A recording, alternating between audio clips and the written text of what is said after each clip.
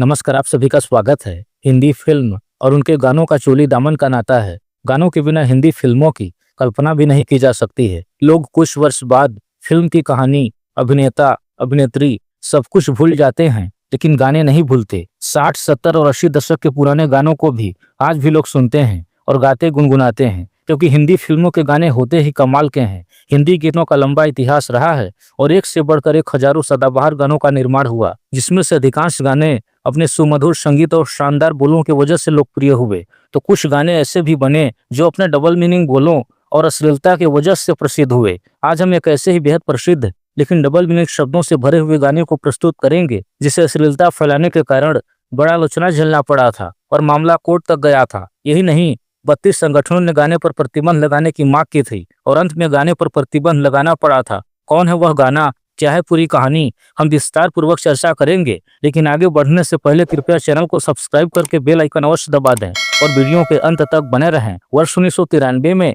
एक फिल्म आई थी खलनायक, जिसे निर्मित और निर्देशित किया था सुभाष घई ने, एवं जिसमें संजय दत्त, माधुरी दीक्षित और जैकी श्रॉफ मुख्य भूमिकाओं में थे। फिल्म में संगीत दिया था प्रसिद्ध संगीतकार जोड़ी लक्ष्मीकांत प्यारेलाल ने तथा गीत जाने माने गीतकार आनंद बख्शी ने लिखे थे। फिल्म में कुल 8 गीत रखे गए थे, जिन्हें गाया था मनहर उदास, मोहम्मद अजीज, जगजीत सिंह, विनोद राठौड़, जोली मुखर्जी, कविता कृष्णमूर्ति, उदित नारायण, अलका याग्निक एवं मीला वरुण इत्यादि ने। नायक नहीं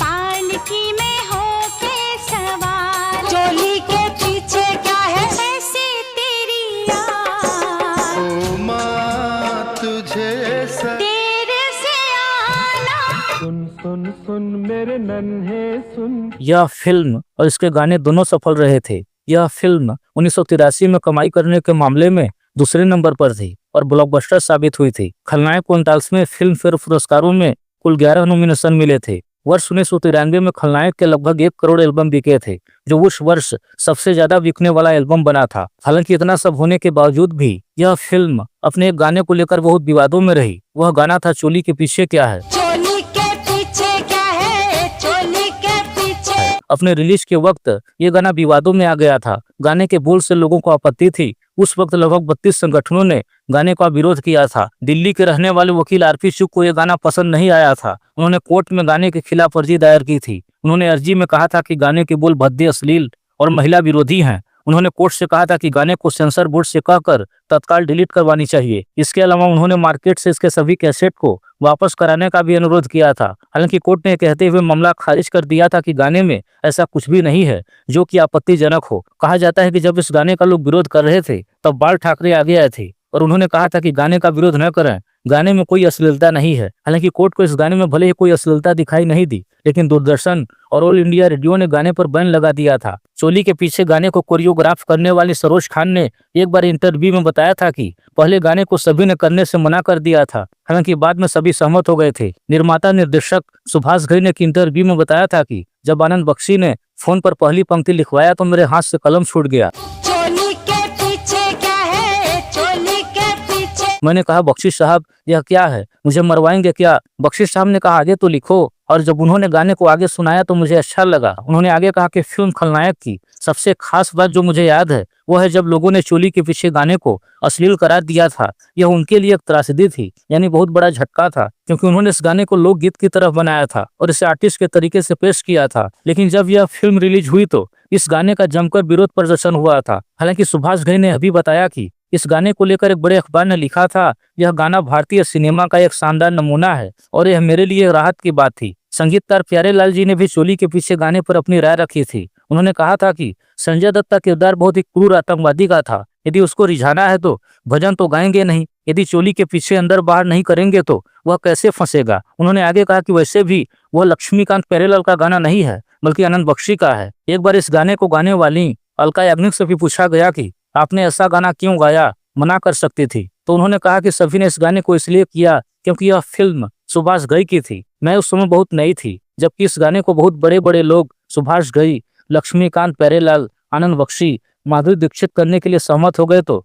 मैं मना कर ही नहीं सकती थी। मेरे लिए ऑनर की बात थी कि मैं इतने बड़े बड़े लोगों के साथ काम कर रही थी। मुझे विश्वास था कि इतने बड़े बड़े लोग इस गाने के साथ जुड़े हैं तो गाने को स्क्रीन पर अच्छी तरह से प्रेजेंट किया जाएगा, वही किया गया। उन्होंने आगे कहा कि मेरा मानना है कि चोली के पीछे गाने को आप अश्लील या वल्गर नहीं कर सकते, बल्कि नॉटी कह सकते हैं। उसमें बदमाशियां थी, बस उसके आगे कुछ भी नहीं। हालांकि उन्होंने अभी माना कि चोली के पीछे तो ठीक है, लेकिन चुनरी के नीचे थोड़ा नोटी था। उन्होंने कहा कि जितना लोगों ने शोर मचाया गाने को लेकर, उतना कुछ भी नहीं था। चुनरी के नीचे क्या है, चुनरी के नीचे। गाने को लिखने वाले आनंद बख्शी ने भी इसके बोलों पर सफाई दी थी। 1993 में मृत्युंजय कुमार झा के साथ बातचीत में उन्होंने कहा था कि इस गाने में ऐसी क्या अश्लीलता है, ये एक राजस्थानी लोकगीत है, ये शादियों में गाया जाता है। इस गाने का मतलब यही था कि आपके दिल में क्या है, अब वो दिल शर्ट के नीचे भी हो सकता है। चोली में दिल है मेरा, चुनरी में दिल है मेरा। आप ट्रेडिशनल पंजाबी गाने सुनिए, अगर उन्हें हिंदी में डिस्कस करेंगे तो वो आपको अश्लील लग सकते हैं, लेकिन असल में ऐसा नहीं है।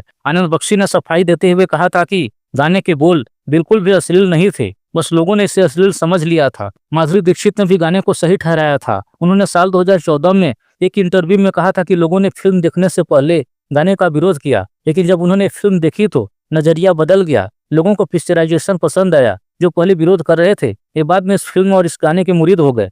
लहंगा उठा के चलो, आए मजा फिर कैसा प्यार का है। इस गाने के फिल्मांकन को लेकर भी रोचक कहानी है। जब गाने की शूटिंग से पहले नीना गुप्ता को आदिवासी गुजराती पोशाक पहनाकर सुभाष घई के पास ले जाया गया तो सुभाष घई को पसंद नहीं आया। उन्होंने कहा कि दोनों स्तन बड़े बड़े दिखाई देने चाहिए, क्योंकि यह गाना उन्हीं पर केंद्रित है। नीना गुप्ता ने उस दिन शूटिंग नहीं की। दूसरे दिन नीना गुप्ता को एक ऐसा पोशाक पहनाया गया जो ब्रा के साथ भारी परेड था, जो सुभाष घई को भी पसंद आया। नीना गुप्ता को पहले तो शर्मिंदगी महसूस हुई, लेकिन उन्हें एहसास हुआ कि सुभाष घई सब कुछ परफेक्ट चाहते थे और इसमें कुछ व्यक्तिगत नहीं था। सुभाष घई, आनंद बख्शी, माधुरी दीक्षित, प्यारेलाल, अलका याग्निक कुछ भी कहें, लेकिन यह गाना अश्लील था और अश्लील रहेगा। यदि मान भी लिया जाए कि चोली के पीछे दिल होता है, लेकिन चुनरी के नीचे क्या होता है? चुनरी के नीचे तो दिल नहीं होता। चोली के पीछे क्या है, चोली के पीछे। चुनरी के नीचे क्या है, चुनरी के नीचे। बता दें कि हद तो तब हो गई जब इस गाने को अलग अलग वर्गों में 3 फिल्म फेयर पुरस्कारों का नॉमिनेशन मिला था। बेस्ट लिरिसिस्ट के लिए आनंद बख्शी को, बेस्ट कोरियोग्राफी के लिए सरोज खान को और बेस्ट सिंगर के लिए अलका याग्निक और इला वरुण को, जिसमें से बेस्ट कोरियोग्राफी के लिए सरोज खान ने और बेस्ट सिंगर के लिए अलका याग्निक और इला वरुण ने पुरस्कार जीता था। और यह एकमात्र ऐसा मौका था जब 2 गायिकाओं ने एक ही गाने के लिए पुरस्कार साझा किया था। मित्रों, आप लोगों के विचार से यह गाना अश्लील है या नहीं, कमेंट सेक्शन में जरूर बताएं। कृपया वीडियो को लाइक और शेयर करें और चैनल को सब्सक्राइब करना बिल्कुल ना भूलें। जय हिंद, धन्यवाद।